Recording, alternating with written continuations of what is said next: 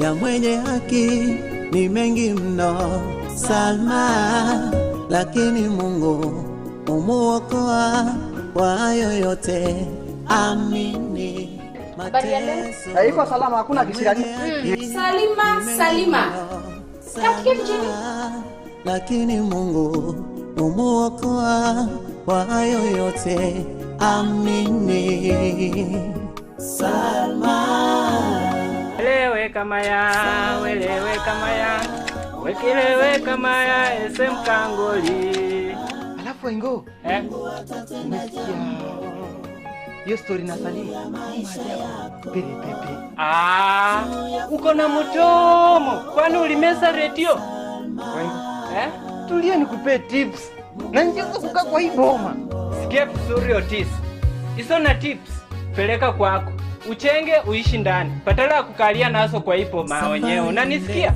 Yaani Waingo, mimi nakupe tips kaza mtai kabu. Na unaringa. Salima, wacha kulia, nielezee pole na kuelewa. Kuna nini?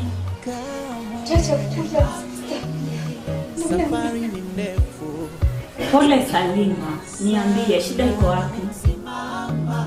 Utetezo utadhulumiwa na unyanyaswe, omba tu, lakini Mungu hatakuacha kamwe. Amini. Salma,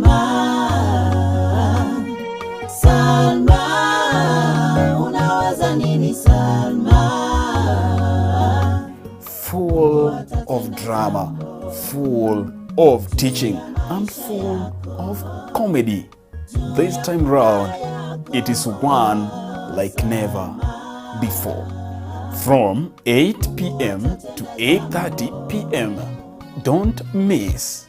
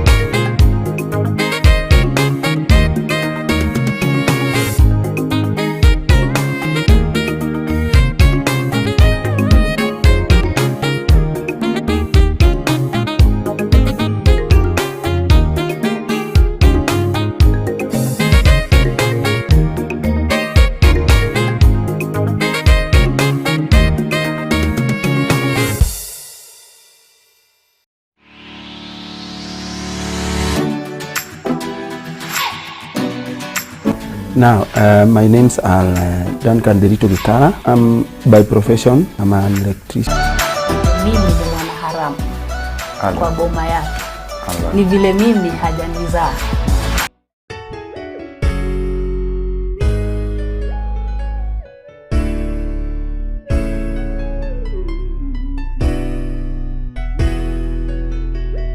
You are watching JTV, your #1 Christian channel. Hello, good afternoon viewers. This is JTV, a program called We Do Recover. My name is Bernard Mwangi Karongaru. I'm a director at Recovery Options, which is a treatment center in Ongata Rongai. And today with me is Marilyn Mutsune. Yes. And you told me Mutsune means? It's a very rare, beautiful bird. Wow. Wow. Wow. Repeat again? It's a very rare, beautiful bird. Okay. Okay. So karibu sana to the show. Okay, thank you, Benjamin. Happy New Year. Happy 2020. Happy 2020. I haven't seen you this year, but we thank God for all that He has done. Yes. And so today you're here to speak about your life in addiction, alcoholism, and to do a little bit of background, like to look at where do you come from, who are your parents, and such. information. Okay. Uh-huh. My mother was a teacher. Right now she's a retired farmer. She does sugarcane. My mom was very big on education, and she taught in what are they called, the private schools, Musungari, so she was big on education. My father was a farmer as well as a government worker. He worked with the government press. Okay. And one thing my parents were keen on, if above everything else, was education. Oh. So we went to good schools. I cannot complain about that. I can't say we were rich or were poor, but I'd say we were above average because I never lacked as a child. Yeah. So that's the sort of background I come from. We uphold education and family ties. That's very important. I am a second of 5. I have 3 sisters, Audrey, Velma, and Tessie, and 1 brother, Derek. Okay. Yes. Okay. So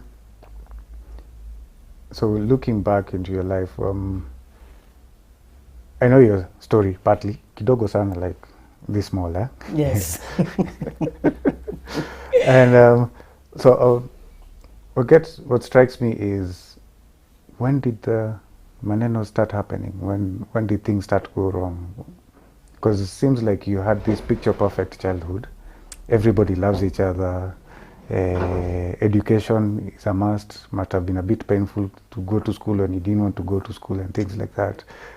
But what happened? When did things start to go wrong?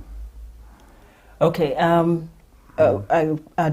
go to college immediately because that's when I was a child of perform and reward. Yeah. My grades are always good. My mother was very strict. So I followed the rules. And then I find myself in college now, USIU. I was a boarder. My very first time to touch alcohol was when the graduates graduated. There was a theme for the school. After graduation, would all go to the coast. Yeah. And then that particular time we went by train, and I drank a drink called Napoleon. Not Napoleon, what you see regular, the real thing, Napoleon. I drank it, and that was, I think, a peer pressure because, as I've said, we weren't rich, we were above comfortable, but then USIU was then international. So I remember my roommate used to drive herself to school at that time and things like that. Yeah. I had everything I needed as a student, but then now that, the fly things, I didn't have, like the car, but we had a school bus every half an hour to get to school if you want to. So, and the smoking and the drinking, everybody was doing it. There were many white students, international, truly international. Yeah. So I got into that a bit, but then I remember specifically the trip to the coast. I drank and I hated it. Wow. So how what do we call the first contact? So how did you feel, basically? Oh, it was disgusting. I hated it. For the length of about a year, if not more, I didn't touch alcohol. But what got you to drink it? I can't quite pinpoint what it was, but I'd say I believe in now in retrospect, what they say, the thing that doesn't have a name, the X factor, I think I tickled it by then. So I was waiting for a second time because Napoleon was a good drink. It was a very good drink. So if my palate was for that kind of thing, I should have enjoyed it on that first, on that first trial. But I didn't, and I found ways. I tried beer. I didn't like the beer. I used to mix it with we call it ashadi, when you mix the beer with a soda to give it a nice taste. The sugary taste. Yes. That didn't work too well, so I stuck to the spirits, the bozois and vodkas and Remy Martini. That time the money was there, so I could drink what I wanted. And on top of that is what I used to do to make sure that I could keep my my habit is I did well in school. So you could only take like 3 subjects, but if your grade was good, you could do 4. So what I used to do is I used to tell my parents I'm taking 4 when actually I'm taking 3. Then I would go through the intercession, which means I never go home. I'm always in school. So I finish earlier than I'm supposed to finish, but then at my time. So that was where my extra money for drinking used to come from. Okay. Yes. Okay. Yeah. So what were you majoring in school? Oh, as business administration. Okay. Yes. Okay. So were you able to complete? Oh, yes, I thank God, because I've discovered in recovery, not many get finishing something like that. So I thank God. I do. I really do thank God for that. Yes, I'm very appreciative. I did well. Yeah, God is faithful. Yes. Yes. So once fresh from campus, what had happened? Basically, how did your drinking increase? What happened to your circle of friends, etc., etc.? Okay. Calm graduation. Fantastic job with Nation newspapers. Doing very well. The disease is a beast. It's progressive. It creeps up on you. So I was in sales and marketing. I did advertising. Played a big role in the launching of the East African newspaper. And my professional career was looking good. I was going places. Then I was still okay. You're drinking, but I still managed to show up at work. And no cause of alarm, really, at that time. Nothing. I didn't. Do you think there is a drinking culture in the sales and marketing? Oh yes, I remember now. Jobs. Yes. That was something else, because we had like the golf tournaments, and the social life was really high, and we didn't have the internet by then. But then I remember the golf tournaments. There's always something going on, and that was time for drinking. So most of the networking was done around alcohol, or my good clients, yes, the ones that I of course I'm not going to show up drunk to his place, but then it's marketing. So there's always the dining them and the wining them and stuff like that. So after I did Nation newspapers, I did what was that place? This lady, I worked with Esther Pesaris, and that was a Dr. Light. It didn't tickle my fancy. I left there. I went to Stedman. There was the Stedman trains. There was the media monitoring, and there was the training center. And I did that for a while, and then I got into my own business. I think I was I know I was one of the first women in Kenya to own a website. That was then. Before Nakumatt had one, I had a website. Yeah, I did. Wow. And then I was dating a guy from Britain, and I could get to know what the market wants. Yes. Yeah, so I did well in that area, and then I didn't go back into employment. I was okay. So self-employed. Yes, I could make the money to support my habit. Okay, no, it's not a way of life in terms of living. You're now making money to drink. Yes, now I'm making money to drink, and it's not yet throttling me. That took. It took. Let me put it this way. That was good, building my career. I look like things are looking up, a bit of traveling. But then when I look at my family life, by then I had before I broke up with the father of my child, I dated him for over 10 years. I knew him in high school. Yeah, we dated for some time, and I had a child. Yeah, I had this child, and even if you're providing, it's not there. As I told you now, working the social life. And this man was really a good man. And, he'd tell me like, Marilyn, we need to settle down, stop drinking, I'm giving you 2 years. And then I didn't know what was wrong with me, but I didn't even used to think about it. And I'm wondering, why is he telling me stop drinking and we settle in 2 years' time? No, there was no time for that. So I continued what I was doing. That really went badly. I ended up in court. Yes, children's court. Yeah, he was a good man, because he saw his child is missing out. Yeah, because I can't say we cohabited. I always maintained my own place, but I used to stay with him quite a bit. So even if you have a worker looking after the child, as a mother, technically I'm not there. So basically you had hired surrogate mothers instead of house helps. And that's why I say we have strong family ties. At this point in time, my older sister Audrey, I think she Christian values. She noticed the child is suffering and everything. So Audrey and the father of my child, somehow was a very good connection. He was known by my family. There was a good relationship there.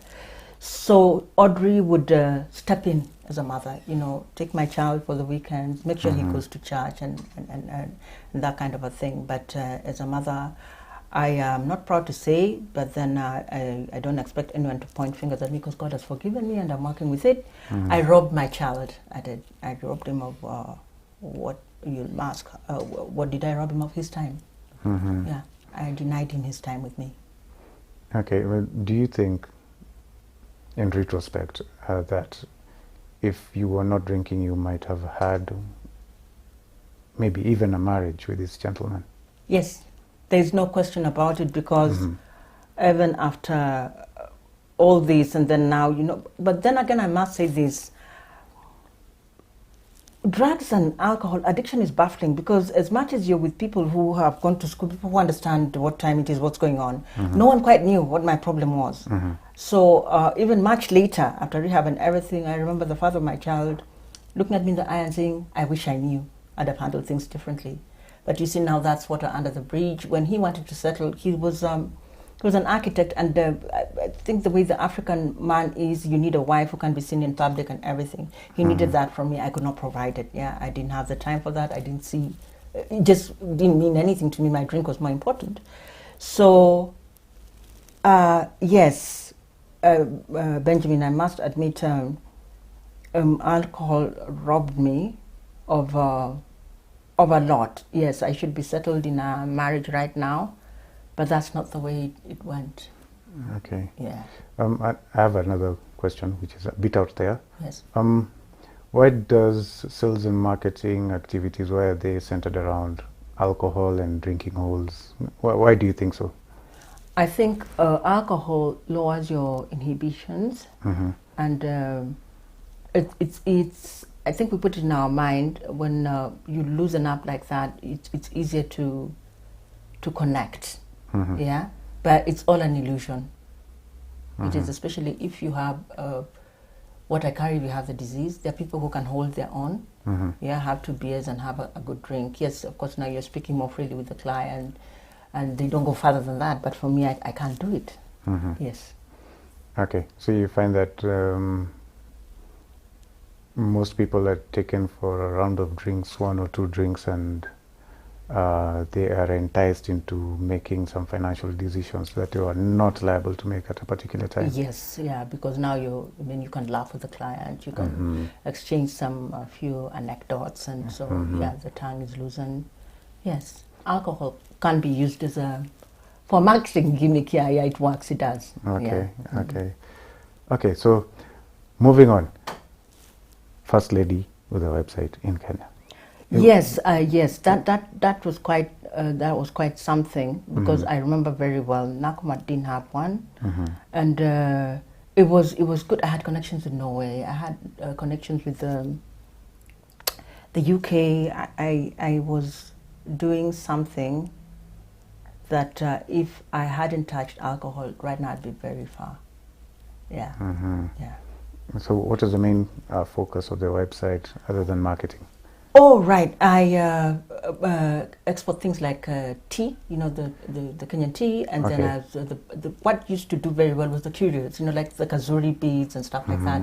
Ethiopian placemats, rare things, but curios. Yeah, yes. Okay, mainly for export. Yes. Wow.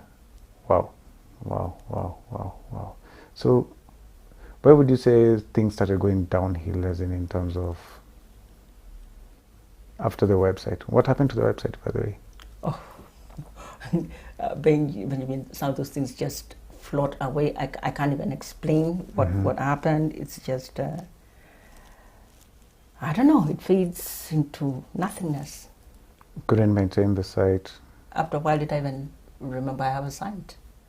Especially now when I start going out, like, I do the Dubai and I do what you have direct contact. So what you at the end of the day, at that time, the web was not working the way it works right now. You still had to, there was something about a face-to-face, like right now, yes. Right now, what I do is what I do for a living, I have never met my clients like this, yeah. But then there's the virtual thing, and I'm paid that way. But then it wasn't as good as it is right now. So I could still do, the physical things, send things to Dubai, send them to the UK, send them to Norway and stuff like that. Okay. Yeah.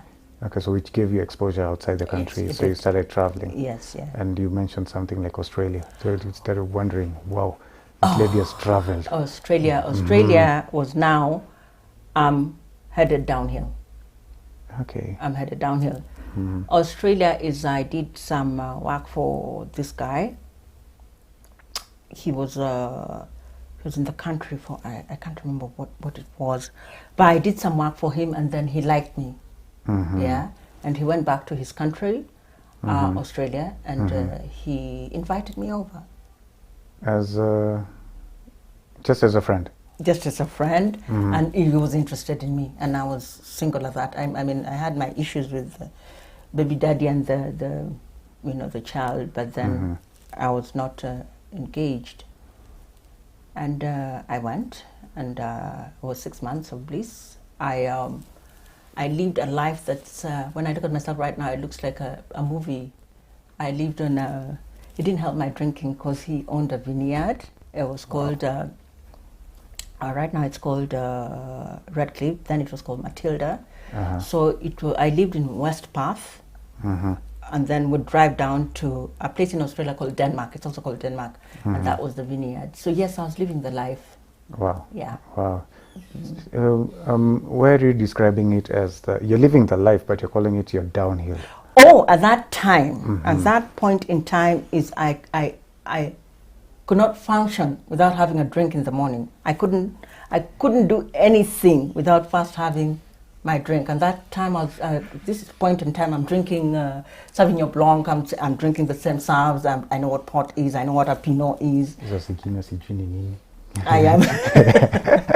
I am drinking the Chianti, that's Italian wine, and I'm doing the roses, and they have nice rosy names, and I can still manage my own. Yeah.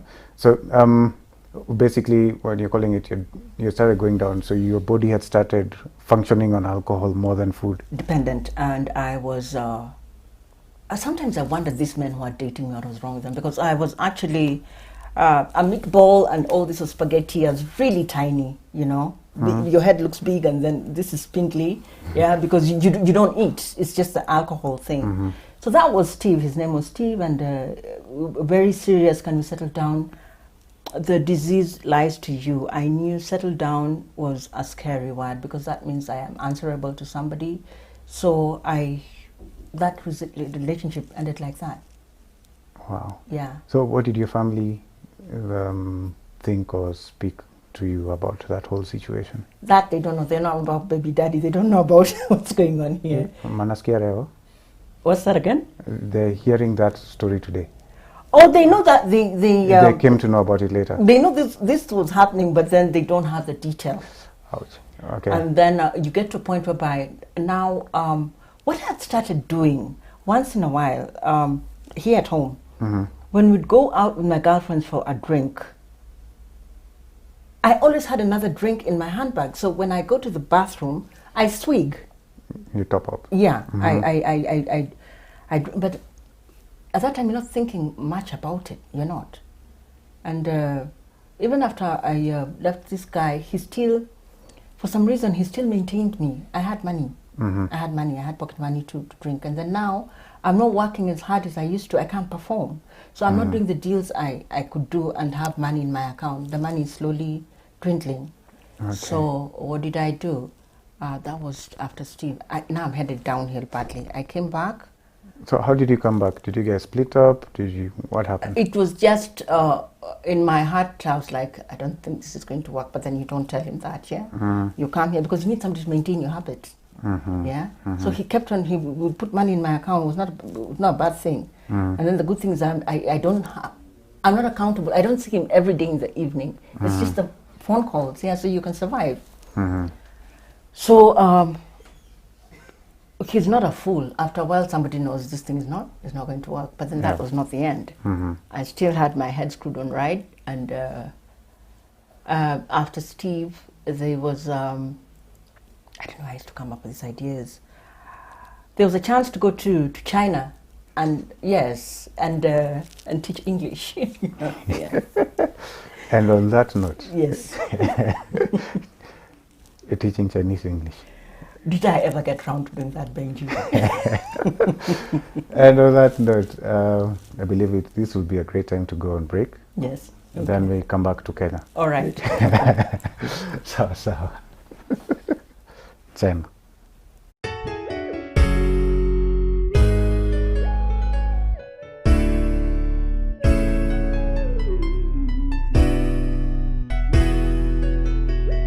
You are watching JTV, your #1 Christian channel.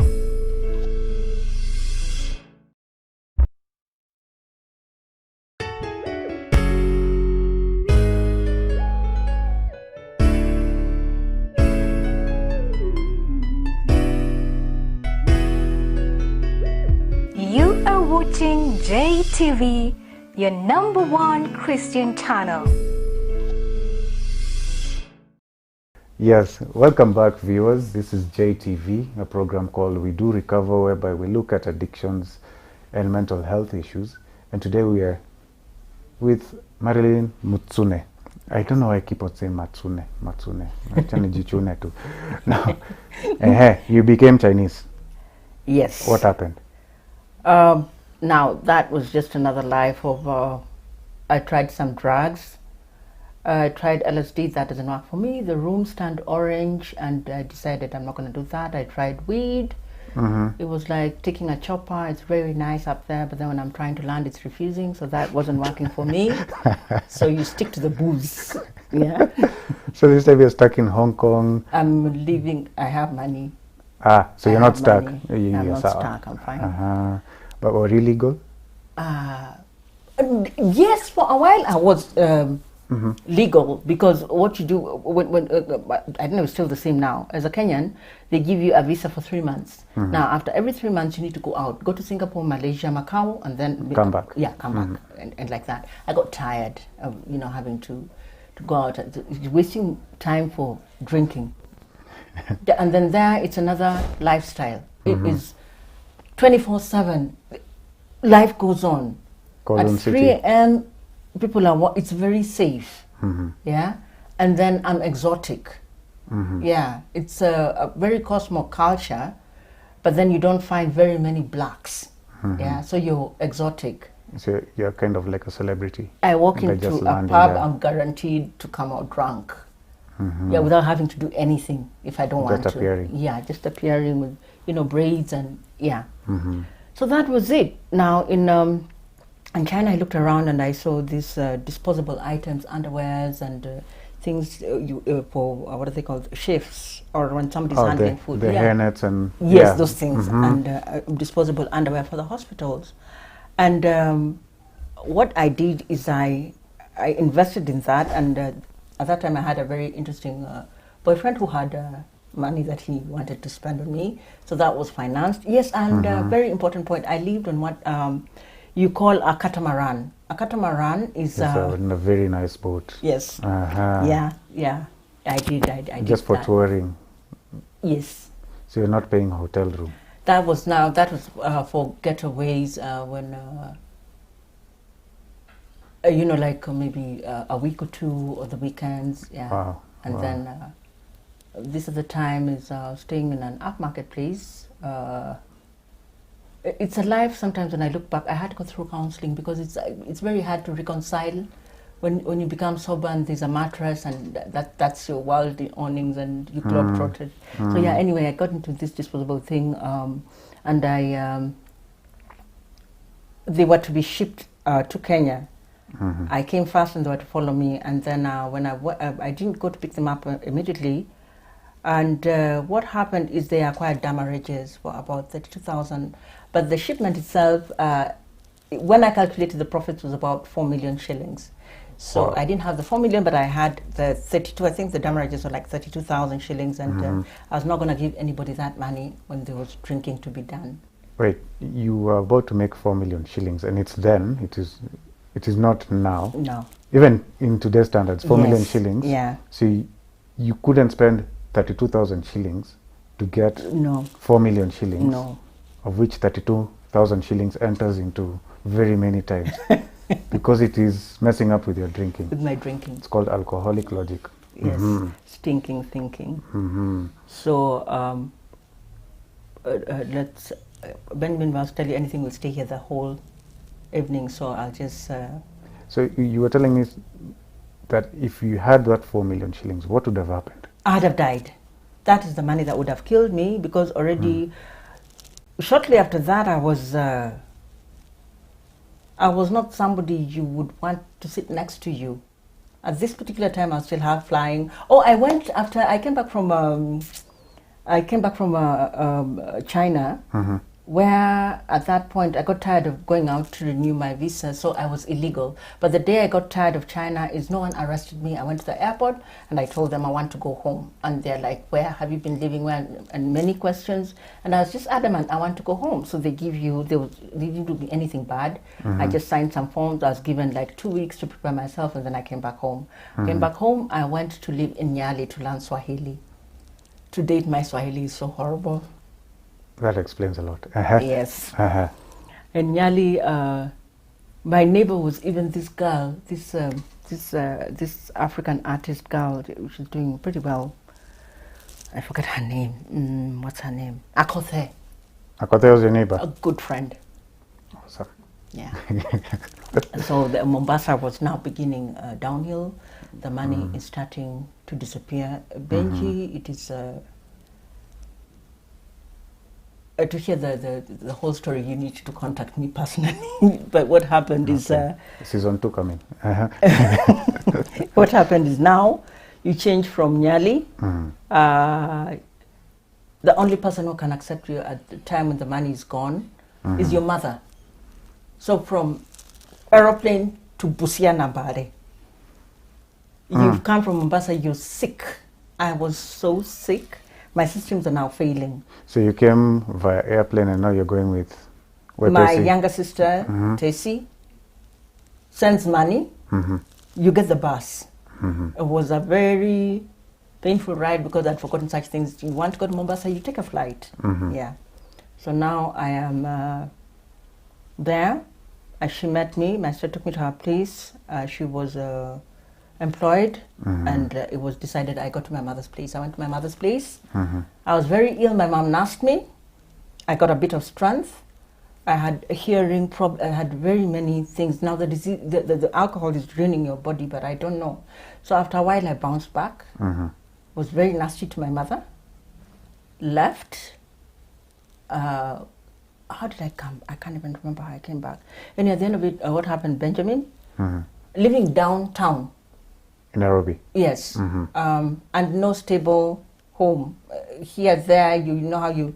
In drinking, it's weird. You meet people, you drink with them, I'll come to your place, I'll sleep, I'll go... Crash on the couch for 2 days, 3 days, move on to somebody else. That's when I knew places called Grogon and... now it's downhill. So you're leaving those sides of Coast Bus, Okochini. Is it even leaving? It's you disappear sometimes, and then I thank God, Benjamin, for the mercies of God, because as you know, in addiction, sometimes you don't remember. I'm glad for that in a way, because like right now, if you send me to Grogon, I can't go. I can't agree. I'm scared. I don't like. That is why it takes you. I was sitting down in places whereby I'm speaking English, and the guy sitting next to me has got torches on his trouser, but he's my buddy. Yes. Torches. What does he do? What does he? I don't even know what he does. I don't know if he's a mechanic or if he pushes a mkokoteni. I've got no idea. And you're all drinking. Yeah, we are drinking. Yeah, and you're telling him about global warming. So that's where you ended up. Yeah, and I remember. Somehow I ended up in Westlands. And it was funny, Benji. Before now, everything went down south. In Westlands, you'd invite me for a drink. We're having a drink, maybe a gypsies. But in Westlands right now, I'll take you to a dodgy place where they sell cheap liquor. You wouldn't even know it exists, but I know. The disease has got a way of... it leads. I remember going to Dubai at one point, and it's dry culture, isn't it? Yes. I knew where to get my drink without knowing where I was going to spend the night. Before I went to where I was going to spend the night, I knew where to drink. So this is a very weird phenomenon which alcoholics and addicts go through, whereby you enter into a strange city, you don't know anybody. No, you don't know anyone. But you'll know where to buy weed, you'll know where to get cheap alcohol. Thank you. Within 24 hours. 24 hours. You're very settled. You're very settled. And you haven't gotten a hotel room. Even the one you booked, Yeah. you got no clue. And that time, Benji, what were we doing? It was not as savvy as it is right now. I mean, you've got the internet, you've got GRA, all those nice things. It's you reach a place and you buy a map. Remember? Yeah, that's how it used to work. So there you are. So now where are we at? As Westlands, cheap drinks.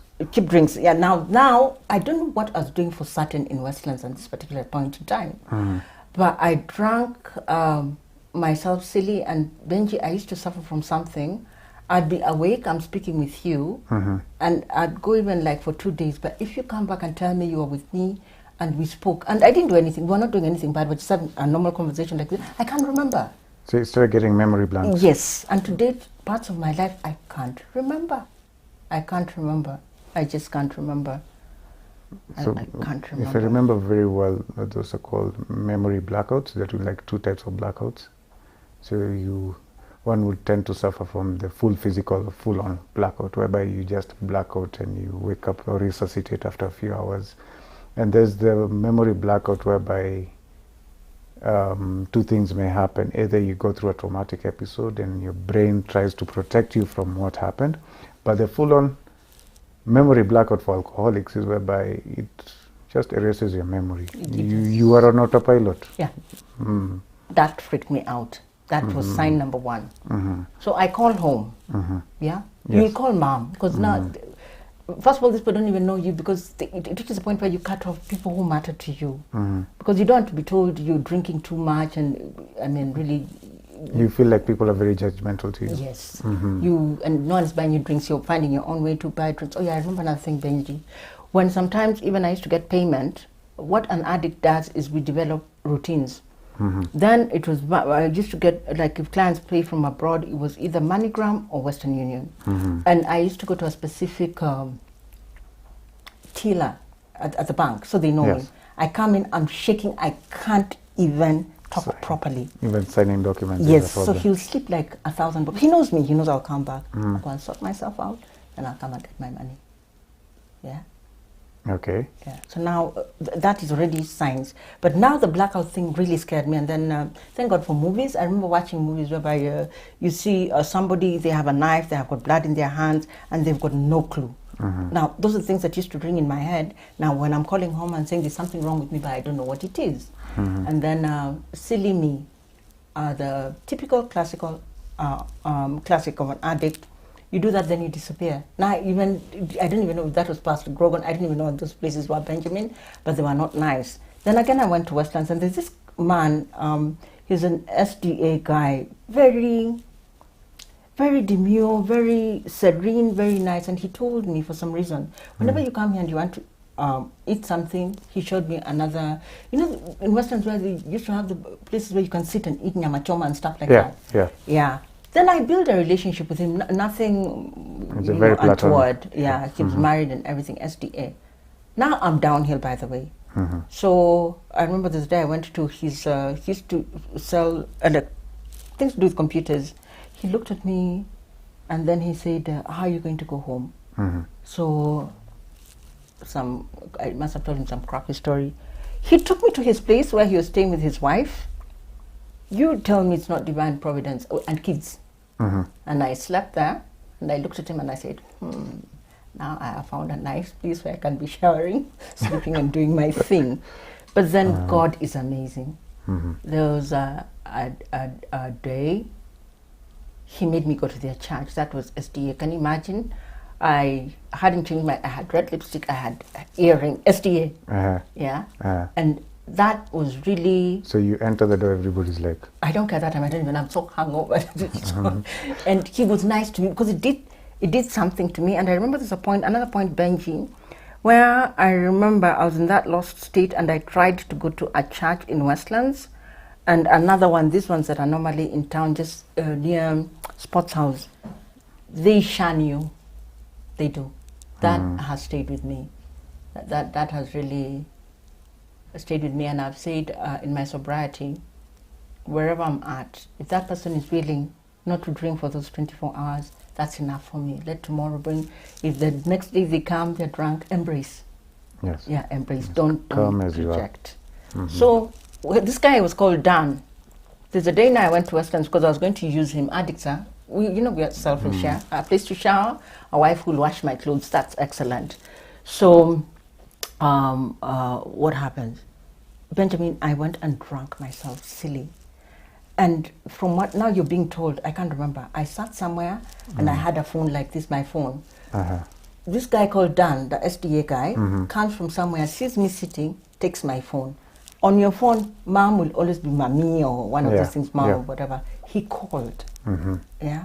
And the next thing I know, he must have removed me from there and took me to his little office. The next thing I know, I blacked out. When I opened my eyes, I saw my older sister standing next to me, and I'm like, oh no. I abused Dan, any negative word you can think about in the dictionary he had. And that is how I ended up in rehab. Wow. But I was willing, because I knew it's not normal to go 4 days and not remember anything, and it's not normal to, I remember this particular time, oh, that was so scary. I woke up in Silver Springs, the hotel, yeah, and then I didn't know it was Silver Springs Hotel, and I was with this guy. I tended to attract white men, yeah, and there was a scabbard, like a sword, the scabbard, I didn't know what had happened between the two of us. I don't know what discussion, I can't remember, I couldn't remember who he was, so it is you get out and get out now. That again woke me up. Whoa. Yeah, that really, I'm not forgetting his curly hair, and I just had to get out of there. And then those are the things that made me call home. And that's how I ended up in rehab. Which year was this? Oh, I'm celebrating my 10th year of sobriety as of 10/10 October. This October. Congratulations. Yeah, 10 Congratulations. Years yeah. Wow. Wow. Yeah. Wow. So how's life been since? What were the changes that happened in your life? Oh, God. You wake up, you're clean. There's somebody calling you mom. You wake up, my peers in college, Job Njiru is a managing director of KCB. We sat like this in college.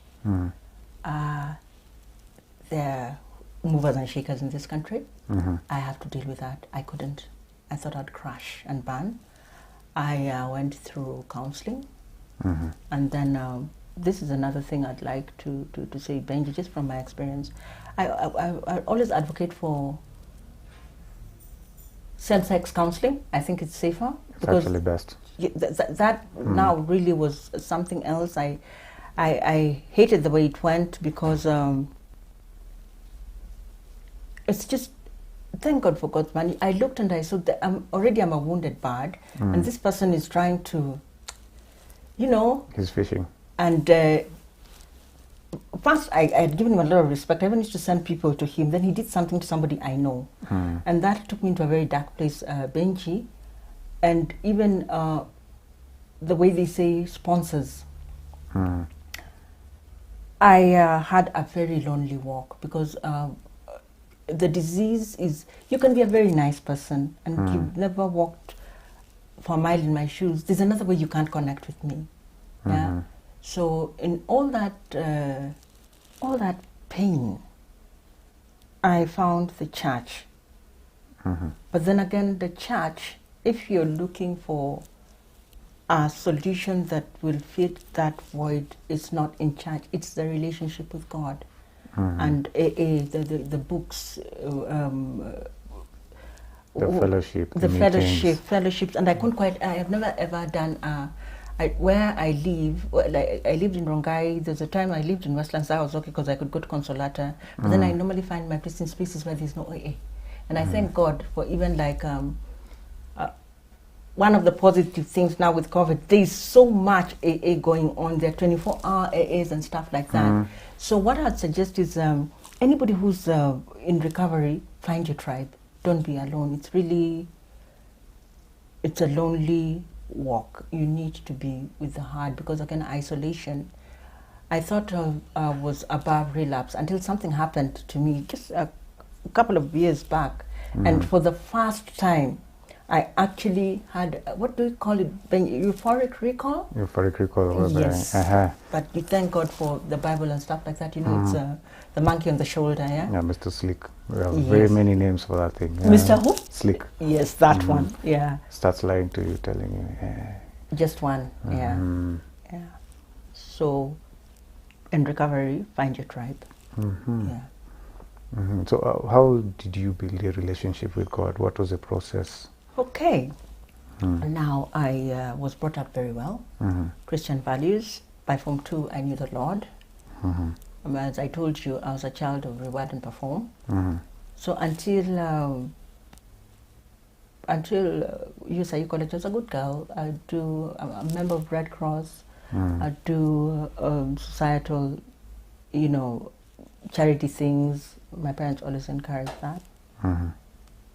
So I knew there was God. But what I like about my experience with the drinking and AA is now I understand him as a personal God. Yeah, he loves me as ease. I've done very many nasty things to people. I have made amends. Some accept, some don't. But he's real. He's real, yeah, and that wakes me up every day. It's not very easy. Some things are hard to accept, especially like I'd like to be, somebody's wife and that family setting. Yeah, I thank God there's God, because that's a bit difficult, especially at my age. But I know if there's somebody for me. She's searching. If you need contacts, look at the numbers below the screen. Tutakutafutia na tutaomba. Yes, so yes. Yeah, that is it. Yeah. Okay. So how's your relationship with your son nowadays, with your family? What are the new things that have come into your life that were not there before? It's splendid. They listen to me. I'm somebody. Even if I can't do what they do, especially, we tend to feel like money speaks, and you know how the rest of the saying goes. But then you're consulted. You've made you feel important. My son loves me, and I thank God for that relationship, because I have friends who've worked in addiction, and sometimes that's not always the case. You just lose and lose. But my family is I was so humbled. And my mom is, in 2 years' time, I think she'll be an octogenarian. Wow. Yeah. Congratulations to her. Yes, and she was a teacher. So already you as a person with the alcoholism, I could actually define for you alcoholism when I was an alcoholic, but I didn't know what it really meant. So my poor mother and my siblings try to read literature and understand what was this thing. Yeah, what happened. And what I feel bad about is I robbed my son of a mother, and I thank God.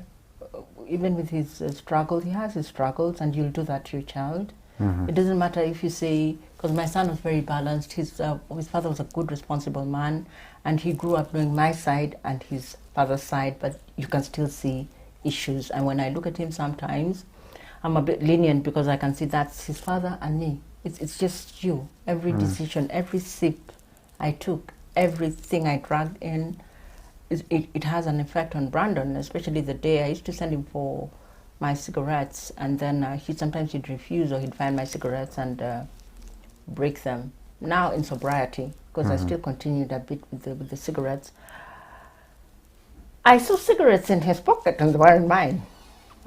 Yeah, so what do you tell your child?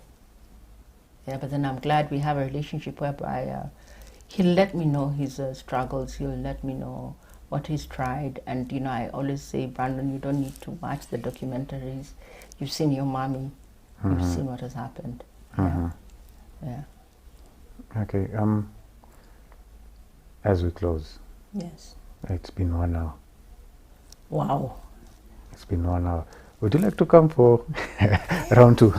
Anyway, we'll talk about that later on. But as we close, what other message would you like to give to mainly families? Because we know this is a family disease.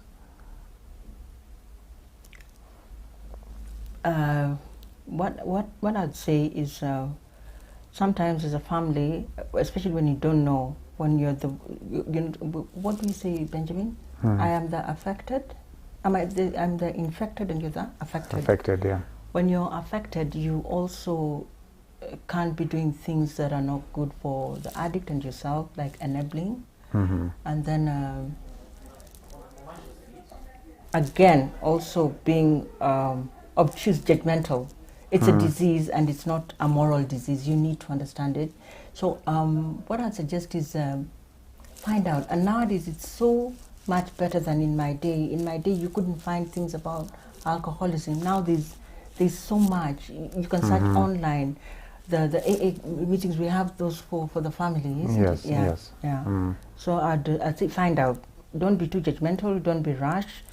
Get help, because alcohol and drugs are powerful, baffling, and Cunning, baffling, and powerful. yes. Awesome. So with that, we close today's show. This has been We Do Recover. We thank God for Marilyn. We thank God for her life. And we believe we'll be back here celebrating another 10 years. Yes, Benji, and thanks for having me. Yes, I'm and humbled. we thank God that we'll be able to have you with your family, hopefully. Hopefully, yes. Sasa, this has been We Do Recover. Shalom, and have a wonderful afternoon.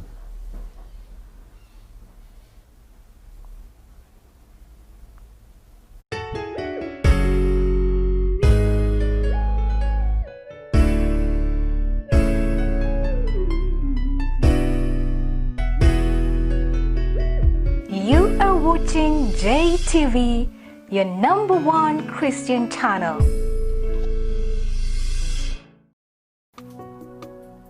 One of our own. Written, created, and produced in Kenya. One of its kind. The natural Salima, now showing on your #1 Christian channel, JTV. Mateso ya mwenye haki ni mengi mno, Salma, lakini Mungu umuokoa kwa hayo yote. Amini.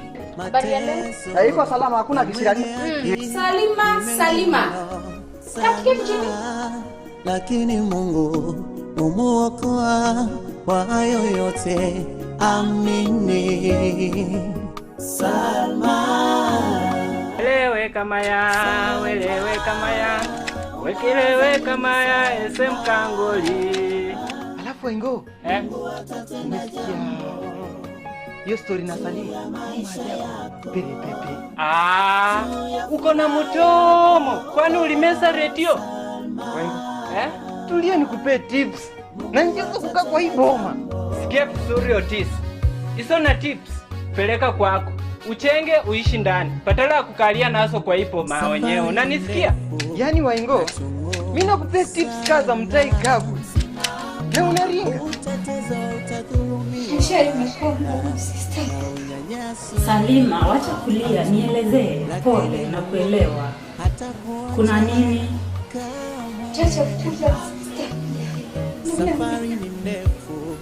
Pole Salima, niambie shida iko wapi? Utetezo utadhulumiwa na unyanyaswe, omba tu, lakini Mungu hatakuacha kamwe.